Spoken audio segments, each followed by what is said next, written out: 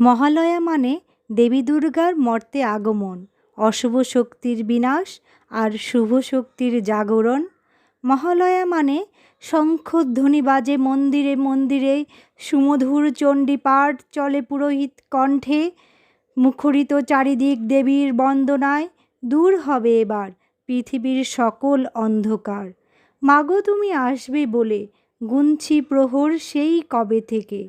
ওই ভোরের ঘাসের শিশির কণা, কাশবনের সাদা সাদা কাশফুল বলছে এবার তুমি আসবে মাগো।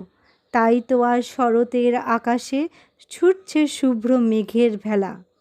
আনমনা শরতের আকাশ, ব্যাকুল মনে করছি মাগো তোমার জন্য প্রতীক্ষা।